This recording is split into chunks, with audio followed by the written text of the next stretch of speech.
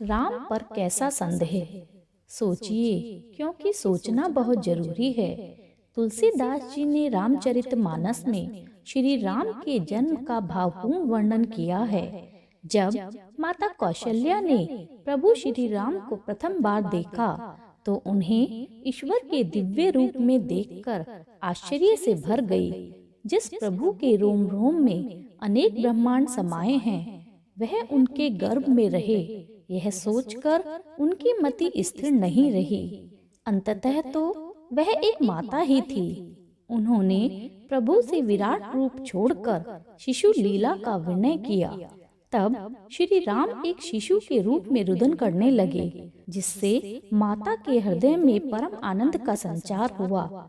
यह है भक्ति की पराकाष्ठा, जिसमें भक्त भगवान को कभी शिशु के रूप में, कभी पिता के रूप में, तो कभी प्रिय के रूप में बसता है।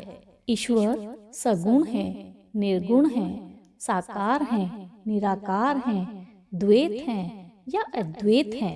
ईश्वर, प्रकृति और जीव तीन अलग अलग सत्ताएं हैं। सच्चा भक्त तर्क वितर्क और वाद विवाद के व्यर्थ जाल में नहीं पड़ता।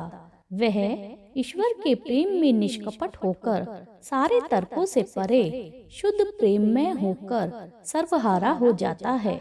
ईश्वर के अस्तित्व के संबंध में अनेकों तर्क दिए जाते हैं।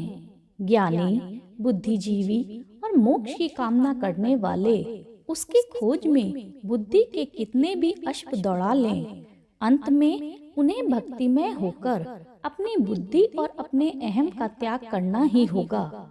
भक्ति में भय नहीं होता, मोल तोल नहीं होता। सब कुछ ईश्वर के ऊपर छोड़कर भक्त निश्चित रहता है। ईश्वर ने जो कुछ भी माया रच दी, उस पर प्रश्न कैसा। स्वामी विवेकानंद जी ने कहा था कि यदि राम को ईश्वर मानते हो तो संदेह कैसा, और यदि मनुष्य मानते हो तो प्रश्न कैसा।